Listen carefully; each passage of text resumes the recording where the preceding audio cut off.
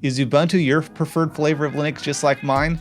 Well, we're going to install MongoDB on it. Hey, I'm Nick Raboy from MongoDB, and we're going to jump right into things. For this tutorial, we're going to be using the apt package manager for most of our things. The thing that you're going to want to do is you're going to want to install the GPG key that is offered by MongoDB. With the GPG key added, now we can move on to creating the package list file for Ubuntu. Go ahead and paste the following command and hit enter. Just like that, MongoDB is now discoverable as part of our Ubuntu package manager. So we can go ahead and refresh that package manager using the following command. With the package list refreshed, now we can actually install MongoDB. So run the following command, sudo apt get install mongodb-org.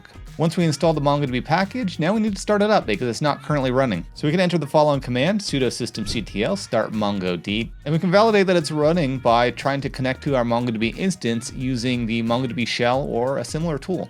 For this example, I'm going to be using the shell. So we can say mongo sh and then type in the path to our MongoDB instance and hit enter. And it looks like we connected successfully. So we can say show DBs.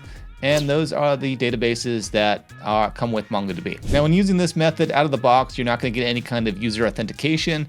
At a very minimum, we should set up very basic authentication to get you on your way. And that's really easy to do. All we have to do is modify one of the files. So we can edit the Mongo comp file. What we're looking for is we're looking for the security area. Once you find the security area, go ahead and uncomment it and add a new line. And we can add authorization enabled. So authorization is going to be enabled now. And we're going to want to restart the MongoDB process.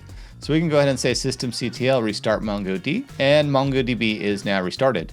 So we have authentication enabled. However, we're not in the clear yet. We have to add our first user, which is going to represent the root user for our database. Go ahead and connect to your MongoDB instance using the MongoDB shell command once more. You'll notice that we didn't have to authenticate yet because we don't have our first user created. So the first thing that we want to do is we want to say use admin, which is our admin database.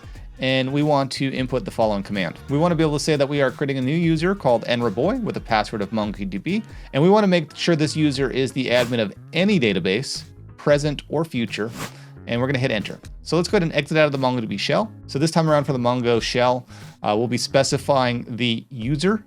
We'll be specifying the authentication database. And we'll be saying that we want to provide a password, but after we run this command. If you like this video, please give it a thumbs up and then hit that subscribe button on your way out. I hope to see you on the next video.